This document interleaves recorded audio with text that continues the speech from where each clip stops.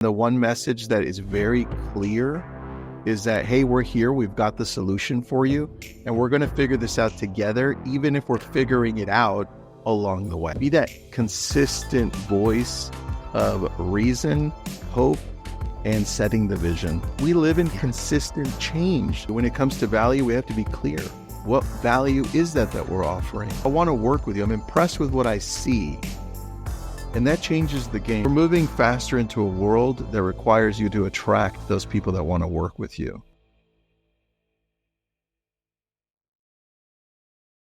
Hey, everybody. I want to welcome you guys to another episode of the Reside Platform podcast. This is Suneet Agarwal, and I have a real treat for all our viewers and listeners today.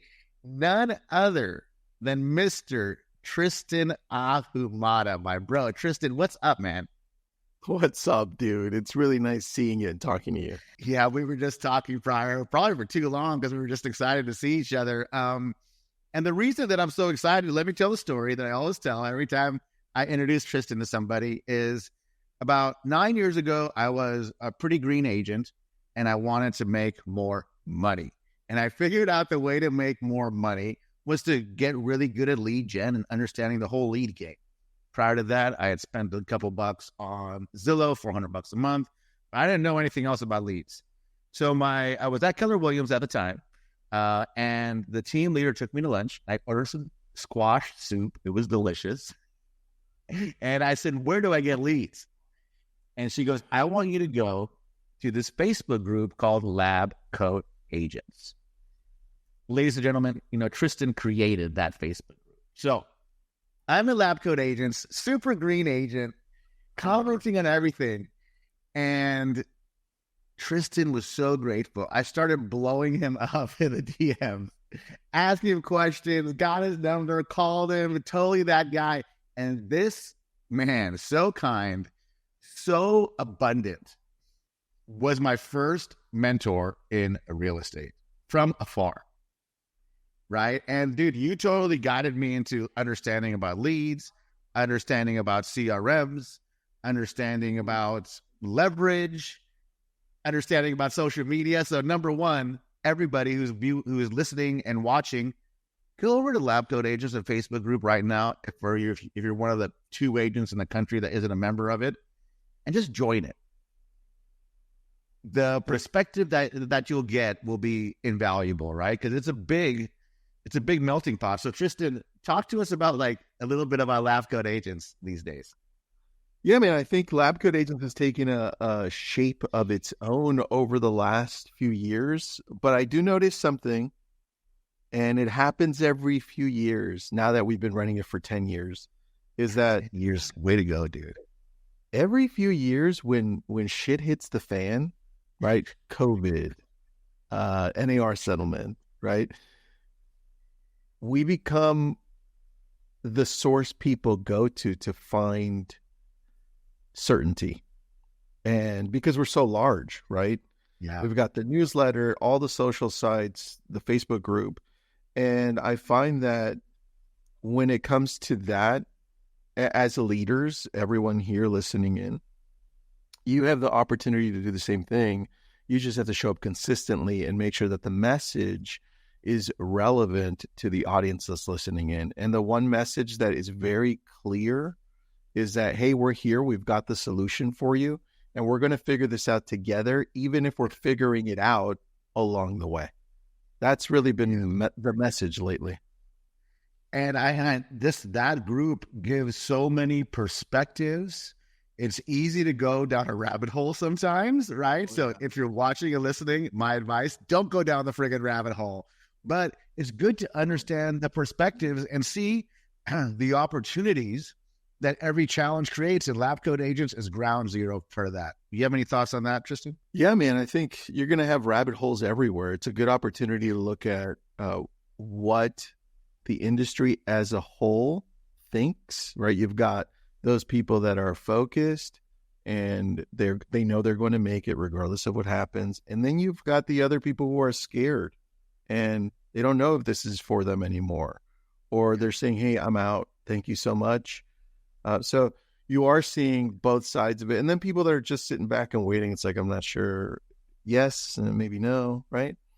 Which is kind of like a microcosm of what's actually happening in the real estate world, which is very cool because we have a small glimpse of about 160, just the Facebook group, 165,000 people that are coming in and out and saying, hey, this is what we think. This is our challenges. These are our problems.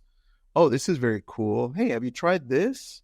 Hey, what about this? And it just becomes a really cool place to see what's actually happening. Yeah. And I want to give you props too, because you, as the leader of that group, you're messaging, dude. And I know that you're writing it, unless you got some fancy prompt for Chat GPT you haven't shared with me. But yeah, you're writing it.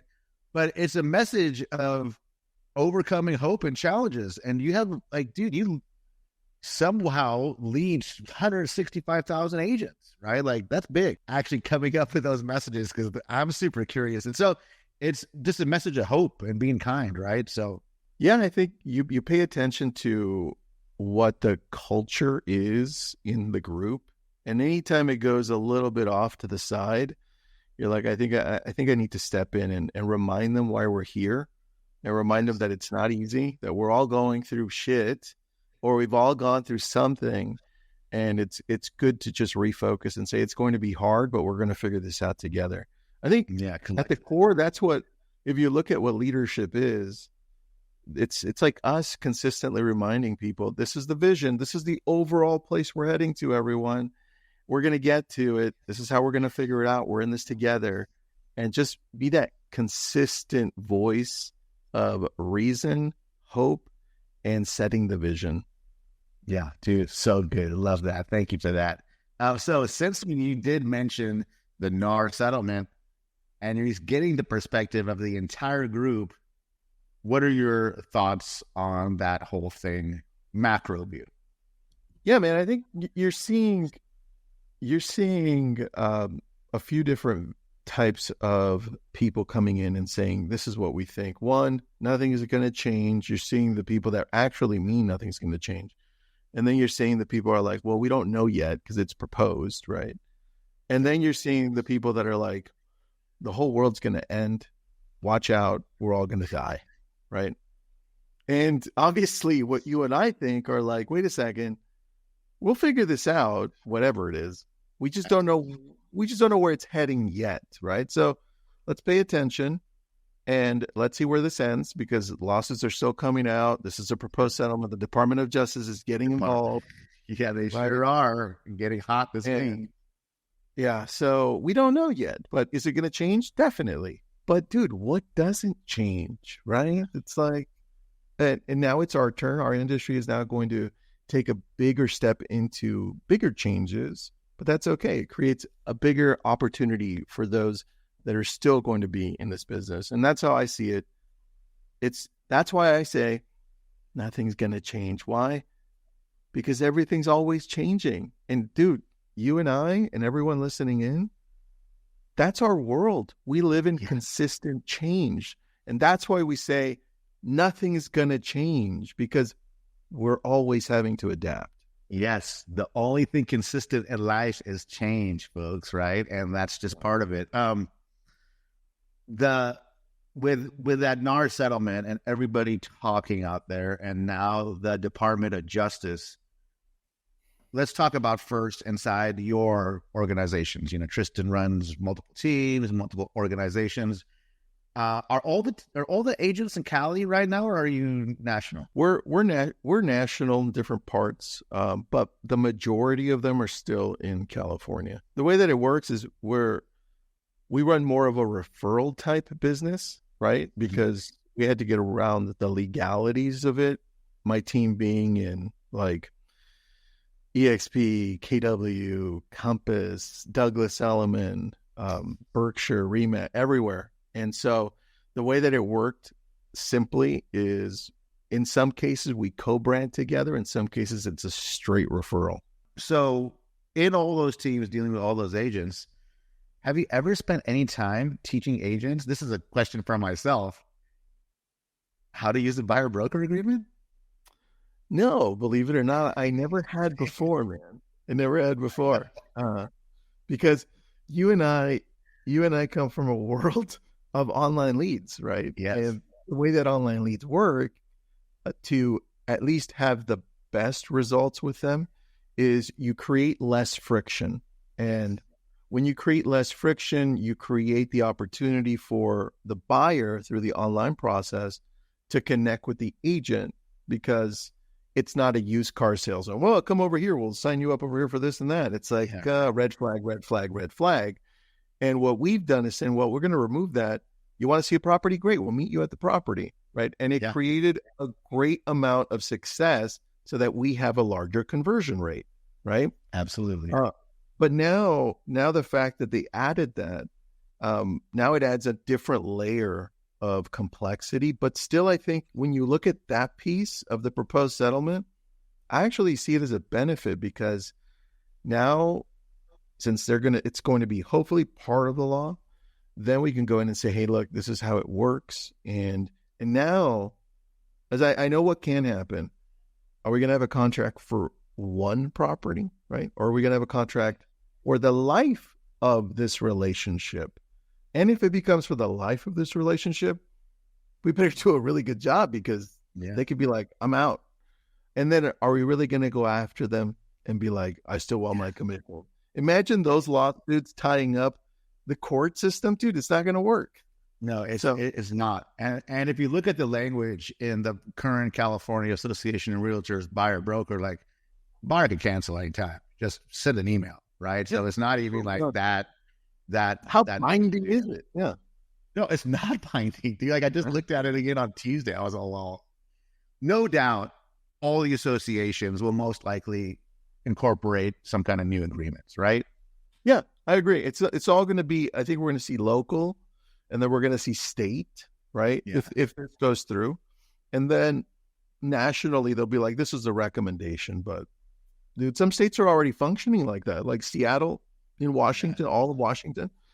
They do that. So I think it's a good thing, but let's see how it rolls out. I'm not sure yet. I mean, here's the thing. Number one, every challenge is a damn gift, right? And I like getting presents. Every challenge is a gift. Number two is the hardworking agents who are comfortable with pivoting will thrive. Just like any kind of market, any kind of professional job. If things change, the ones who get it are going to change. Like, what do you think surgeons said once they started bringing like all the robots into the operating room? Yeah, that's so true, man. Right? Have you started giving the agents in your organization any training around this buyer broker procedure? We have. In fact, as soon as we saw the proposed settlement, that the next 3 days, we just spent a lot of time looking through what we currently do and how we shift over into doing some type of a presentation, some type of a meetup, some type of a download that explains what we offer, what we do, and why it's important to work together in this manner. So we definitely have. And I think it created a lot more clarity for the buyer's agent, which was cool to see. I'm like, oh, okay, awesome. And more importantly, it really created a lot more clarity as to the value that the buyer's agent brings to the buyer. I'm like, oh, this is cool. And then that's why I was like, oh, this is an opportunity, man. Yeah. Definitely an opportunity. I mean, so we've had our VIP buyer guide, probably pulled half of it from you once upon a time, right? We've had our VIP buyer guide, giving it to my buyer side agents. And you know, the use was, the agents weren't consistently using it, right? Yeah. However, for everybody listening and watching, my advice to you is, you know, put something together. In fact, if you want mine, just leave a comment on here and I can send you mine. Tristan, I'll send it to you too, because, you know, I've been working with Jason Fladley through Perry's mastermind, and I'm real good at presentations now after working with Jason. So, okay. Yeah, send it over, man. I'd love to look at it. Yeah, totally. Good. And I would love to get all your feedback. Same with everyone who's listening and viewing. If you get it, if you have any feedback, I want to know, because I want to make it super tight. You know what's a good place to start too? Once you start going that way, I know NAR released 105 more ways that agents or buyers agents earn their value or something along those lines. I'll find it. I'll send it over to you. Yeah. I mean, absolutely. And I've been telling the agents in my team and agents I get to coach is California Association of Realtors is offering that buyer agent specialty course for free right now. Is it CAR or is it NAR? I don't know. Maybe it's both. Take it. It's free. Get that buyer agent certification, right? Very true. Tristan, when was the last time you advised anybody to get any kind of certification? Dude, I don't think I ever did. I'm always like, I don't know if you should. You should just go get the actual experience. But now it's like, okay, might be a good idea. I just texted it to you. I found it. I texted the cool. 105 ways there. So oh, sweet. Yeah, I'll put the link. We'll have the producers of the episode put the link in the episode. It won't be me. That's why I changed it, because I don't know how to produce a podcast episode. So, yeah. What should agents across the country be doing right now? They should really take the time to do three things. And they all have to do with one thing. But the three things, it's time to reimagine, recreate your mission, vision, and values. Like, what do you actually stand for? Because I can bet you anything that the consumer looking in at who you are, at your brand, they don't really know who to connect with. Is it clear? Who is your audience? And as you reimagine what you stand for now, your mission, what you're shooting for in the future, your vision, and your values, like who you are, what you stand for. When you get those down, you, by accident or reverse into it, who your audience is. Who are you trying to attract? And the clearer you are with that, the more success you're going to have. Because the number one thing that you're watching on the media right now about agents, how the consumer feels about the real estate agents, it's pretty sad. It's disgusting. It's like, totally, I can't believe that they actually feel that the majority of agents are that bad, like greedy, awful. They don't deserve that much money. They're overpaid. All this stuff. It's like they're only door openers. That hurts to watch and read. And I think part of that has to fall on us saying, okay, we may be part of that problem overall. We need to do a better job. What can we do? Right? It's a lot more down to actual value. When it comes to value, we have to be clear. What value is that we're offering? Let's outline it. And let's be clear to specifically tell those people we're working with, this is what it looks like, right? And it all comes down to attracting over chasing too. Yeah. Like if I'm attracting you, Suneet, through social media, through Google, through all of these different avenues, that's already much better than me having to chase you and doing it the old school way. There's nothing wrong with calling expireds for sale by owners and all that, but dude, I would rather you come to me through attraction, because now you already found value in what I was putting out there, that you're coming and saying, I want to work with you. And I don't mind paying you. I want to work with you. I'm impressed with what I see. And that changes the game. So I think the three things you need to do, listening in, it's time to look at your mission, vision, and values. What do we stand for, and who are we trying to attract? Is the message clear to them? I love that. So mission, vision, and values. Absolutely. And for everyone listening and watching, there's so many great resources out there, right? Find a framework that makes sense. Ask yourself the right questions. And I think in Patrick Bet-David's new book, that Know Your Enemy book, I don't know if you read it yet. He talks about building this stuff. Mm-hmm. I mean, there's so many articles on it you can get for free. Tristan, any resources you can think that would help people with that? For mission, vision, and value, I think if we look at studying these few books instead of just reading them over the next few months, I think studying them means you sit with them longer, you take notes, you go back, you rephrase, you come up with your mission, vision, and values, go and check and saying, does it match what these authors are telling me with the experience they've had? I think that's what it looks like versus just passively reading. You study them. And yeah, you always said that. And I love the way that you read. I see pictures of it in my head. So yes, carry on. Yeah. And these are the books, man. These have been valuable to me and to other people too. But Built to Last and Good to Great by Jim Collins and Jerry Posas. Those books, I think it was Built to Last, was used by Jeff Bezos to build out Amazon. And that's how important these books are to our world, right? Built to Last, Great, and Good to Great, both. And if you look at them, they outline exactly why companies are successful and why companies fail, and then the different types of leadership, and then the vision. How leaders focus on vision, and when they hire the right people, they continue to focus on vision. They're not managers, because if you hire the right people, they're led by the vision. They're not led by you saying, hey, you forgot to do that over there. What happened? Right? And those two books I would study along with the book by Seth Godin. I think this is probably his best book. This is Marketing. Yeah. And it really shows you, for us, where we're at in real estate, exactly what to do next, because it's almost talking to us right now. And his books are short. Yeah. So This is Marketing shows you, oh, damn, this is how I transition from these old way of doing business to this new way of where we're going. This is beautiful. So those would be the 3 books. And then maybe I'd layer it with Simon Sinek's book. If you want to start with Why, reread that one.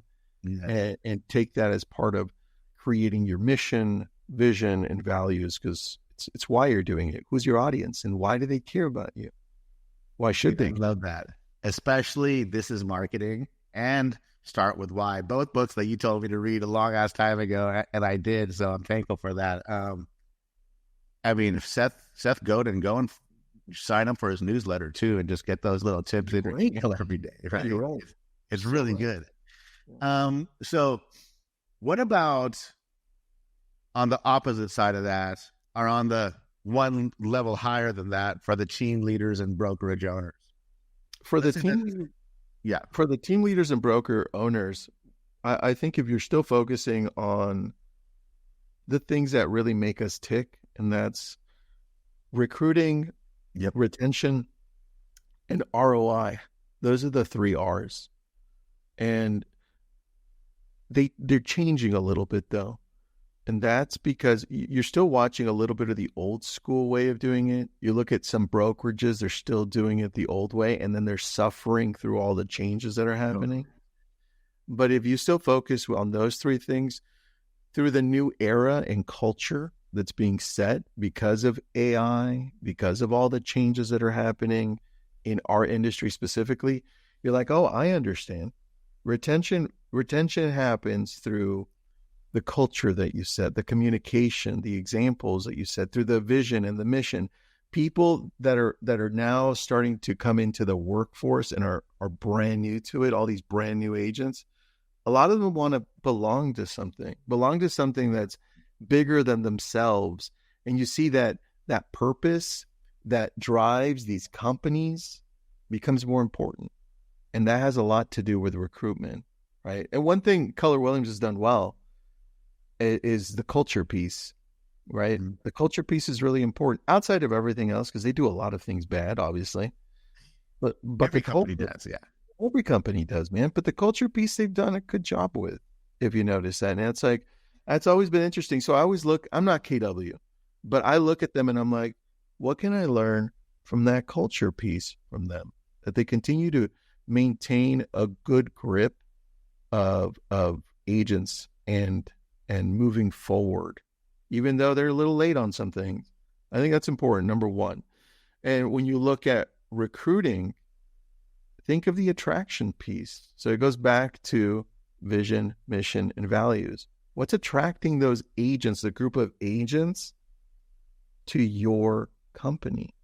And I don't know that we actually outline that for ourselves, that where we have an avatar of okay, I want to attract this agent and then this agent. This is going to be my messaging because I'm solving these problems for them. And this is important to them. Now I'm going to go on social. I'm going to build a newsletter, my website, everything, all this marketing goes out to that specific niche. Because we tend to do this as team leaders and brokers because I've done it. I'm going to just grab everyone. And when you try to grab everyone, you grab no one. You mean nothing. But when I focus in and I say, I want to target this type of agent, what happens is you do so great with that type of agent that it feels like you're talking to them. It feels like you're helping them. And then they're like, damn, I love Suneet. And then they say that to other agents. And that's how you start attracting other agents and you start growing because you focus so well on one avatar. And that's a big mistake that I made at the very beginning. I'm like, I'm going to cover everything. And I'm like, oh, damn, I ended up covering no one. Let's refocus. So that's on recruiting. And then ROI, that's probably the biggest challenge right now because things are changing so damn fast in our industry with that, right? With online leads, it's like, wait a second. Things even got a little bit more complicated with the FCC getting involved with the type of a little bit. Right. So it's like, okay, buyers now have to function this way. Online leads, oh no, they're getting tightened up. So now we're going to see a pivot or a shift into focusing more on the listing side. And you're going to start seeing companies come out and saying, this is how we focus on listing opportunities, on sellers. So we're in the middle of it on that piece, but ROI is still going to come down to one thing. This is a relationship business.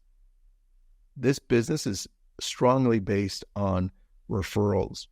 Referrals from creating longer term client to client, because one will refer another, and client to agent relationships. So this is why I'm looking at this and saying, what are our biggest opportunities right now? Reaching out to our database, reaching out to our past clients, our core sphere. And I've gotten heat on this, Suneet, but we're doing it anyway. We're in Southern California, so a lot of my clientele here, they already know about the lawsuit. They've already seen the CNN article about 6%. They're the ones telling me shit, okay? Right. And I'm like, and so when people on Labcoats or anywhere else say, you shouldn't be bringing that up to your clients, I'm like, I don't think you're actually doing business. That's why you think that, right? Yeah. Because if you're doing business, it's already come up multiple times in listing presentations. It has. It's already come up multiple times when we're with buyers. It has. And so instead of that continuing to happen, we're reaching out to our core past clients and our core sphere. These are people who know us by name when we're in like the supermarket. So sure. I did this live, Suneet, last week a few times so people could see what it looks like. And it's simple. It's this. This is creating relationships and making sure that you're listening to the people that are your past clients and love you already. It's me texting you, Suneet, because let's say you're a past client of mine. Okay. Hey, Suneet. Do you have 5 minutes? I have a real estate question for you for a change. And then you'd respond back, because this is what happens. You'd respond back and say, yeah. And you probably would put a little smiley face. That's what I get back. You're like, that's weird. Okay. Yeah, sure. Call me. And then I call. I say, hey, Suneet, it's Tristan. I've got a real estate question for you for a change. And then they laugh, right? And here's the part. I'm sincere about it. I want to know what my past clients think about this. And then here's the question. It's a little bit open, but I say, Suneet, with everything that's going on in real estate right now in the media, what do you think is going to happen? Or what do you think is going on? And then I just shut up. And then two things happen. One goes directly to the settlement, right? And then the other one goes directly to the market, affordability, interest rates. And I let it go wherever it's going. And with that, the most amazing conversations happen because this is what we do wrong. I call up and I'm like, hey, do you have 5 minutes? It's a business call. Hey, I'm just touching base with you. Hey, how's your home? And then I want to talk to you about real estate. I want to talk to you about real estate. You're not ready for that shit. Yeah. But now I'm asking, what do you think? You tell me, Suneet, what you think. And then guess what happens? Then you're like, what do you think, Tristan? Yes. And we just set it up so that now you're listening, because now you're going to listen to what I think and you care because I cared about what you're saying.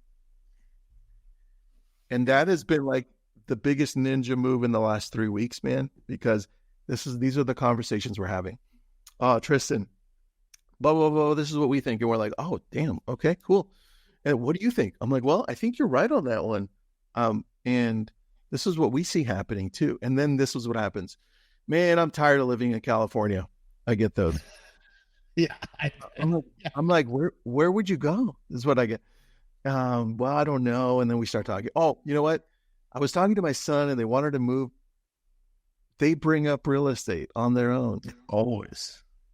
And you just need to find a way when it comes to the third R, the ROI, to connect deeper with those people you've already done business with, because that becomes so important to your future business. So that's what I would say. If you want to focus on those things, 3 things, right? Recruiting, retention, and ROI. As a team leader and as a broker owner, it's not going to change. It's all based on relationships. It's actually, Suneet, I just came up with it. It's the 4th R surrounds the 3 R's, relationships. There you go. Oh, good. There you go. That was good. I love talking to you. Shit, we come up with good stuff. You'd better trademark that before we put this episode out. Funny. So I want to circle back real quick on KW and their culture. As a owner of a brokerage, owner of a team, owner of a mortgage company, I got a bunch of companies. What do you think? I don't know why I said that, maybe just to hear myself talk, but why do you think that in your perspective, what is KW doing right with their culture that we can learn from? They took time to write out their values, and I don't remember it, but it's like 14 TCE something. Remember those things they put on the wall? Yeah. Win-win. Yeah, that. Whatever it is, that's on every market center, right? And I think that, because I was thinking about this, I'm like, what did Gary and the team do so well in growing?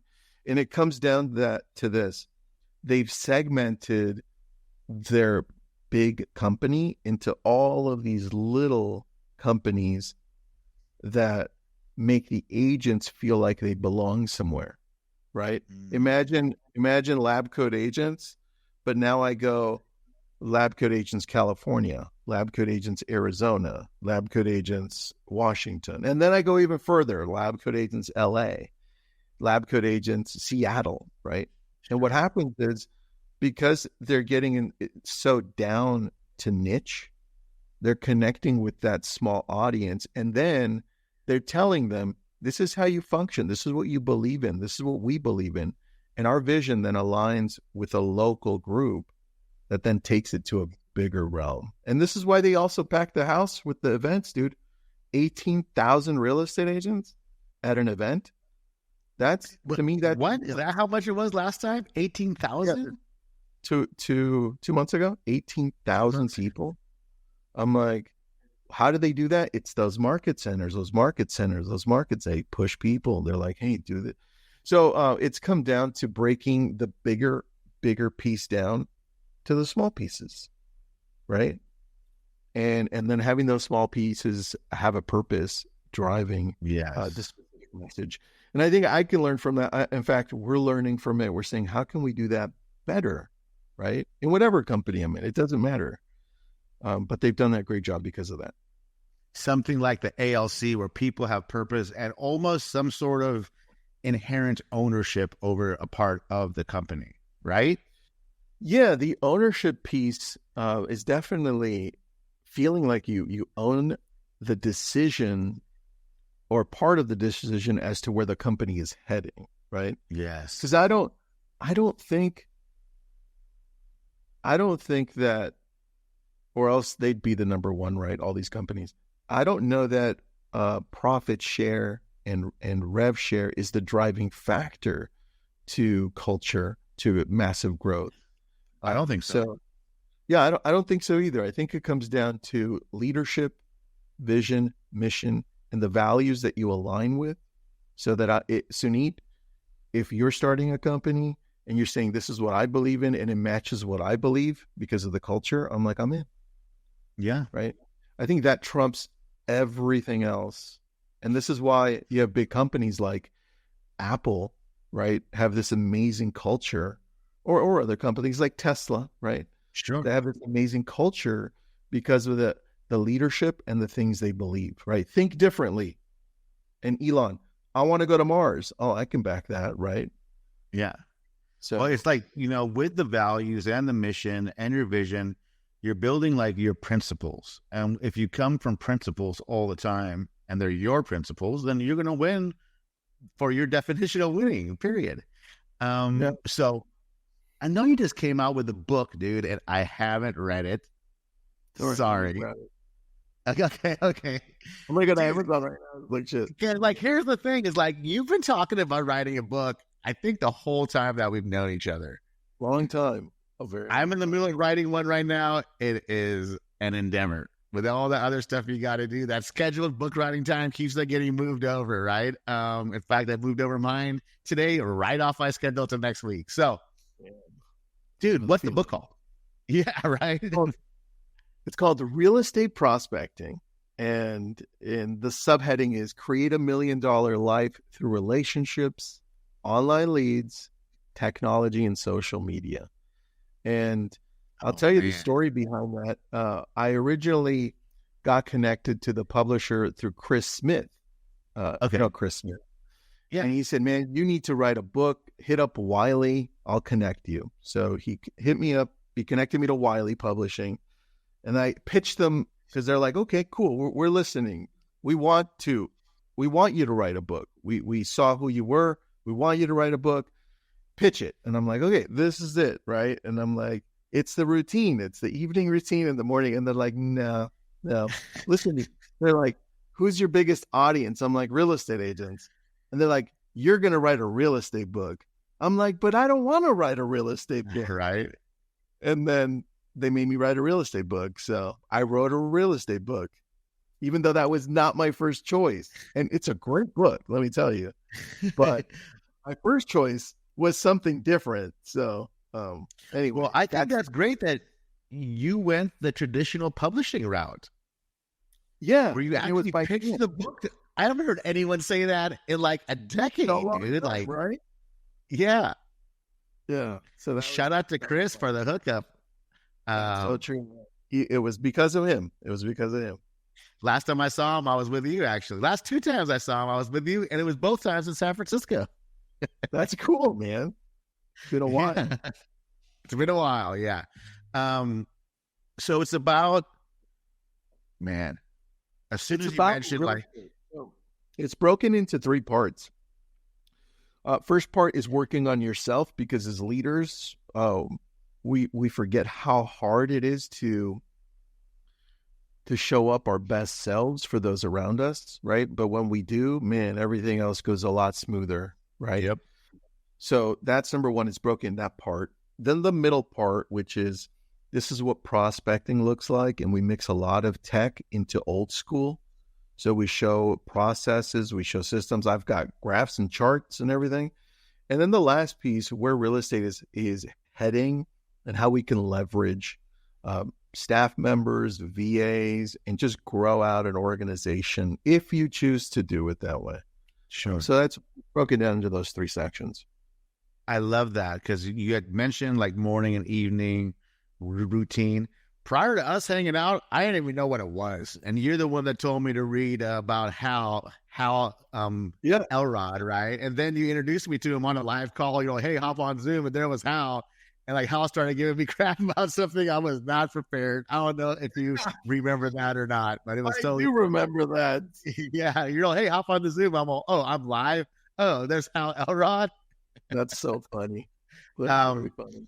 But I mean, dude, you got to show up at your best if you're going to lead people. And if you're leading people, we're not only talking about being a CEO, team leader, brokerage owner, you're leading clients. You're leading this trusted customers who are looking to you for leadership. So great. Dude, I'm going to get it. The lead follow-up stuff, like, give me some nugget that the viewer and listener can take from the lead follow-up part, because yeah, there are a lot of pieces on the lead follow-up part. I break it down to the simplest form. So, and the cool thing is we still do this, dude. Like on Thursdays, I do this live. So I reach out to people and they're like, there's no way it's that easy. I'm like, you're hearing it. It is that easy. I'll give you two things. One, the breakdown of calling any online lead that's coming through first. And the breakdown's super easy. It's call, text, email, nudge text. And hopefully you're doing that, the first four within the first 3 minutes, I hope. Yeah. And then the fourth one, you can do it within 15 to 25 minutes as a nudge text. But the call, Suneet, I'm calling you, rings 3 or 4 times. I hang up. I wait 20 seconds. I call you right back up 20 seconds later, so it doesn't go directly to voicemail, because if I do it too quick, it will, right? Then if you have a voicemail, sometimes I leave one, not that you're going to check it, but it serves the purpose of how I text. So if I leave you a voicemail, on the second one, I'm like, hey, blah, blah, blah, blah, blah, whatever. I'm going to pick up the phone and then text you. I'm going to say, hey, Suneet, I just left you a voicemail. Sorry I couldn't reach you. That's my text. And it says, you were on our website. Are you looking for a house or a condo? Are you looking to be on the beach or on the mountains? Are you looking for a fixer or something to move into? It's always either or. It's not yes or yes or no question. No. Then I grab that text and that becomes the email. I simply grab it, put it in the body, subject line. Suneet, I just tried calling you. And then the body, same text. And then I go to the next call. And then 15 minutes later, if you haven't responded, I nudge text you. Let me know, Suneet, so I know what to send you. Yeah, but let me know. You told me that years ago, and I've sent that sucker millions of times, probably at this point. Something interesting. So you don't let the automation send the email? No, I don't, man. I don't, because sometimes I feel like it's just I do a lot of tweaks, so I learn how people respond back, right? And it's different. And here where we live, we notice that executives, but we're at Malibu, so we get a lot of executives or CEOs or board members. They respond to email. They respond to email more than phone, which is nuts to me. But it becomes important. So tweaking the messaging and testing things out helps a lot. Yeah, I mean, something I learned from good old Dan Kennedy. We know nothing. We test everything. Yeah, we don't know anything, man. And that leads me into the second part of this. I created an outline where when we're calling, I'm always thinking of, it's an acronym, PSLV, PS Love. Remember, it's PS Love, okay? PS Love. Okay, I can remember that. Easy. The very first thing I'm doing when I get you on the phone is I'm giving you permission to waste my time. And we do this opposite as real estate agents, because we're like, oh, shit, you're not pre-approved? You're already working with an agent? Right? Oh, yeah, please, yeah. For me, it's Suneet, it's Tristan. Just visited our website from whatever. Listen, are you looking for, right? And then you're like, no, I'm just browsing. We get that all the time. Or the worst one, my son clicked on it. I don't know how the hell that happened. All the time. So I immediately go into, I'm going to give them permission. I'm going to make them feel like it's okay to waste my time, because that's when they'll open up. And I say, Suneet, yeah, listen, don't even worry about it, man. I just don't want to spam you. I did this yesterday live. I don't want to spam you. I want to make your time on my website, even if you never buy, as enjoyable as possible. So tell me. That's so good, bro. That's so good. I don't want to spam you. That's so good. Reader downer. Okay. Goes right through them, and they're like, oh, okay, cool. A little old lady yesterday looking at a mobile home. She's like, oh, okay, yeah. And then she went and told me everything. And she has a $5 million house to sell, probably, in Silicon Valley. Yeah. So funny. It might be. It might be. All right. So permission, right? P. And then I get into specifics immediately. And here's the specific thing. I ask specifically this or that. And I'm saying, Suneet, so listen, so I don't spam you. Are you looking for a home up on the hill or closer to the beach? Or are you looking for a condo or a house? Are you only looking in Westlake Village or are you also open to Calabasas? I get specific. And then the next part is L, PSLV, PSLOVE. L is I shut up and listen. Because you know what we do? We don't listen enough. This is what happens because I hear recordings. We give the specific question, this or that, and then we get uncomfortable with a little bit of silence or the wrong response that we thought. And we're like, oh, but what about this? And what? And then we just fuck it. So you're so right, dude. You do listen to calls. So shut up and listen, right? And then they'll tell you, last week, you know what? I want to be closer to the hills. I'm like, oh, interesting. Closer to the hills. That means the way she said it, I was like, I think she might own another one. I said, why do you want to be closer to the hills? Just going further with that question. And she's like, well, we have a house on the beach. And I'm like, oh, but we want to be closer up so we can look down. And so I just went further. I didn't say anything about the other house. I kept digging into why is this important to her, right? I said, oh, do you want to be up higher or do you want to be more inland? Because I'm listening. Thoughtful. I'm listening. And then the last one for V, I'm listening to give value, right? Because now she says, well, is there a difference between being up higher or more in the valley? And that's my opportunity to give value. Well, you know, if you are up higher and you have a view, those homes are worth a lot more than the ones that are in the valley, in the back with no view. It's like, oh, that makes sense, Tristan. Value. And then it goes back to specific. So tell me, do you want land, a lot of land here, or do you prefer just the view? And then I shut up and listen, and I give value again. And here's the biggest piece to this, because we circulate. At the close, I do two things. I say, Suneet, listen, I'm going to do two things for you then. I have a good idea of what you want. I'm going to text you so you have all my information. If you have any questions, or if I actually am spamming you, just let me know, right? Text me back.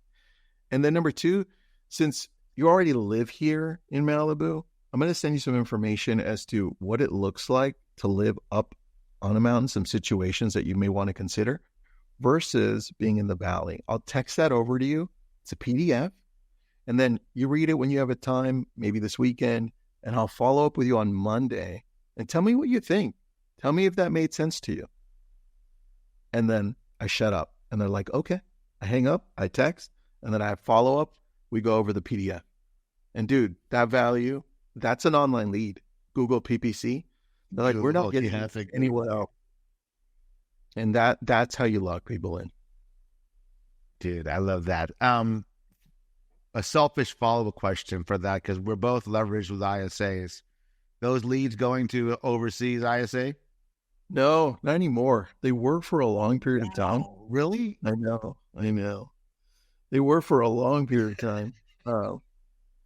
And there's nothing wrong with it. I just felt like I wasn't doing a good enough job training them, right?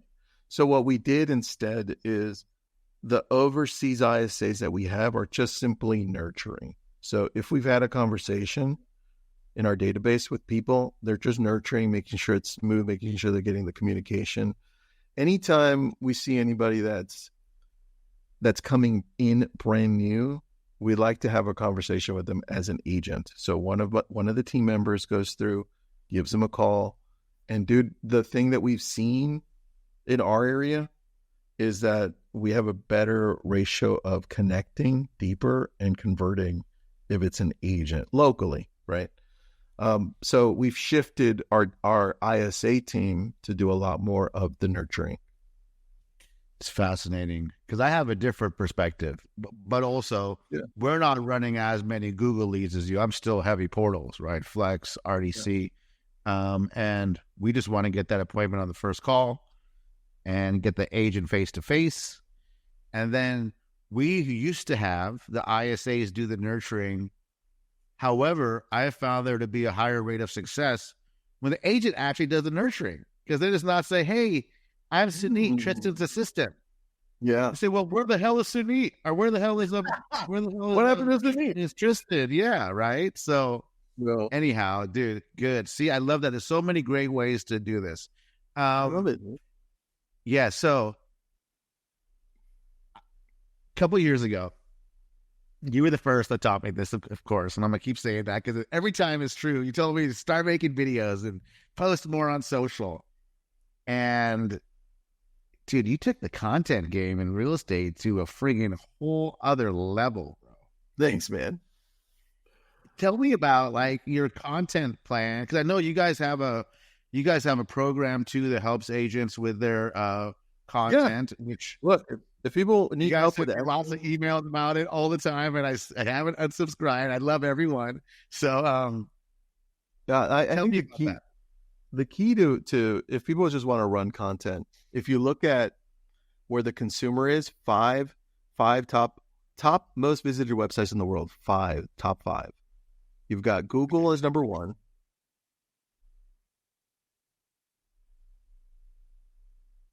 And X is number 5. These are most visited websites on the planet, and 4 of those are social. So you've got to think like as an entity, as a brand, as an individual agent, what's your plan for all 5 things? I mean, Google itself, there's already multiple things there that you can do, right? There's SEO, there's PPC, there's the reviews, there's Google My Business, which is a Google profile now. You better start using Gemini, their new AI, which is almost as good as ChatGPT, almost. But there's a lot of opportunity on Google. And then YouTube's still tied to the Google search, right? And we get business from our YouTube videos. But again, you have to be niched. What's your plan for Facebook, right? Is it video? Is it lives? Is it reels? Is it written content, pictures? Same thing with Instagram and X. And then TikTok. But the idea behind this is this. We're moving faster into a world that requires you to attract those people that want to work with you. And when you can turn social into an attraction business, that's when you start seeing the growth happen faster. Because the world we're in doesn't want to be called anymore. They don't want to be reached out to when they didn't ask for it. They never asked for permission. Yeah. Right? And this is in fact why Zillow and Realtor.com have done so well. Because people are asking to be reached out to. It's different. Yes. Yeah, so now you shift that mentality over to social media and you find the niche, and then you're able to monetize this and create a business out of it. But a lot of us don't see it that way. So yeah, that's what we help with, Suneet.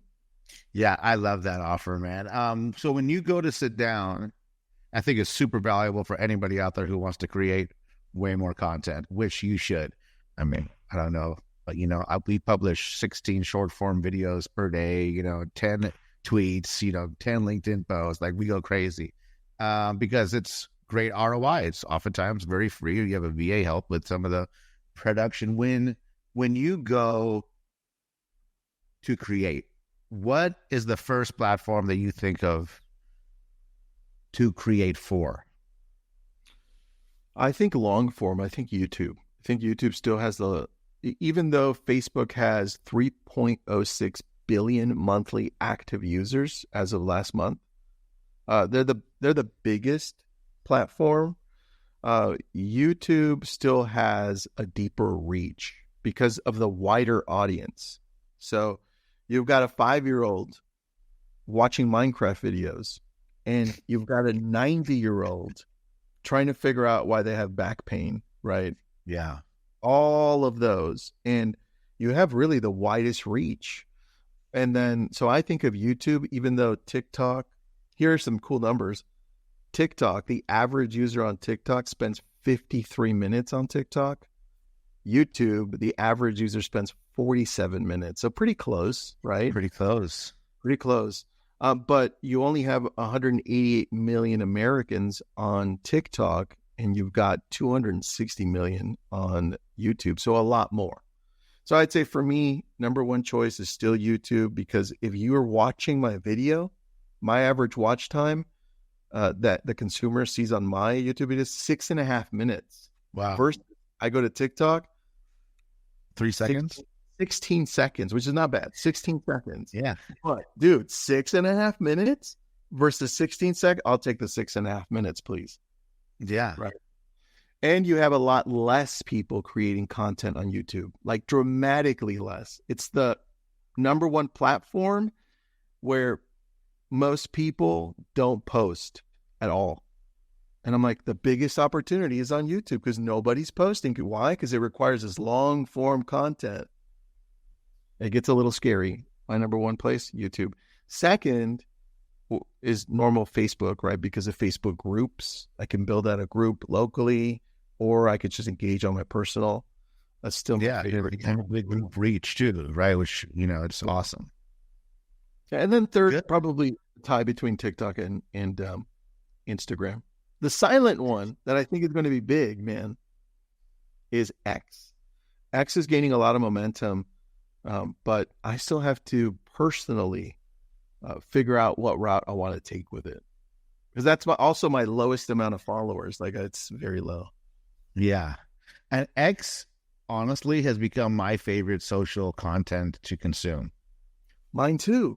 I literally, the first place I go to in the mornings is X, because I'm following a certain amount of people that give me the news and the latest on real time. I don't have to get the interpretation of the media. I want data. I want people that understand the world that you and I are in. And I want to know what they're saying based on facts. That's why I love X. Yeah. Dude, so much gold. So much gold in this episode, bro. Let me ask you, if somebody wants to connect with you, man, you just dropped so much gold. I have all these notes. Like, I texted my admin during the call and said, hey, make sure that you do this. If somebody wants to connect with you further, dude, where should they go? Just follow me on Instagram. It's Tristan.Ahumada and message me, or just Google me and then find me somewhere. But best one's Instagram, because I'm always checking that one.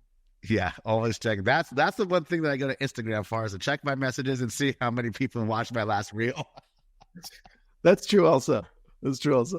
Yes, vanity metrics. You doing any speaking gigs you got planned for the summer yet? Dude, I've got a few coming up. But I'm going to also be truthful to you. I hate traveling and speaking. After COVID, I mean, for me, it sucked, but it was also great, because I'm like, I didn't realize how much I hated traveling. Yeah. Until during COVID, I'm like, man, I hate traveling. The only reason I liked traveling was because I got to bring my family wherever we went. Yeah. It was cool. And then I love speaking and talking to people, but you're good at it. It's so good.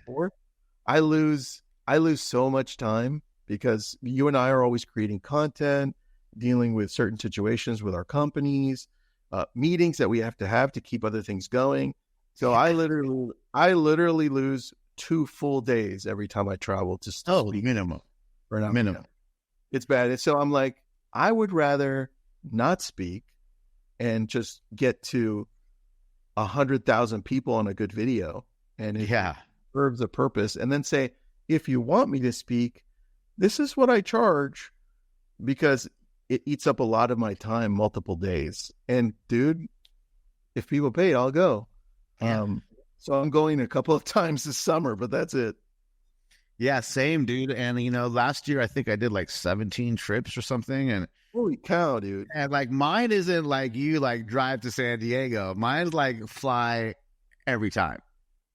Yeah. So, and honestly, all that travel, like, my wife was mad. My kids missed me. I come home from a trip, decompress, go back to being a dad, and now, oh, look, gotta go again 17 times in a year, right? So, yeah, I'd rather make content and try and impact more people at a broader scale. Absolutely. I learned that from Seth Godin. When I was talking to Seth, he's like, Tristan, this is what you do. This is a side note. He said, I only speak if it's, I don't even speak if it's New York anymore. I just speak if it's Manhattan. If I can drive there, I will speak. And he goes, I'll speak for free sometimes, right? If it's local. But outside of that, he goes, this is my price. I make it so high, Tristan, that it makes me think like I'd be stupid not to go. And that's the reason. I'm like, oh, and that's who I learned it from. Yeah, that's something I learned from John. Like John raises his rates to speak all the time, Sheplak. And he's all, look, I get paid per hour for coaching. I got to travel. If you cover my cost, then I can go. Yeah. Right. Good. Well, everybody go out there. Number one, go to Labcoat Agents. Number two, buy Tristan's book because I'm sure it's good. I'm going to get it. Number three, Tristan, thank you so much for everything throughout my career, man. You've been a beacon of like success and opportunity to me. And I will appreciate you for that always. So dude, I appreciate our friendship, and you know I love you. So yeah, I do, and you know that it's like we got to get the kids hanging out. It's been last time we were in Coronado. That was a really cool thing we did around the fireplace and he has rubber marshmallows. Yeah, dude, I only had one kid then. I know, and now it's like, dude, it's a family. Right? It's cool. Yeah, it is. Not a bunch of dogs anymore. Now I got just kids. So yeah. Well, everybody, I hope you go follow Tristan. You go to Labcoat Agents and buy his book. And I hope you got something out of this episode. If you did, please share, like, and subscribe. We have plenty other great episodes that I want you to listen to with additional great guests. And we'll see you next time on another episode of the Reside Platform podcast. See you later.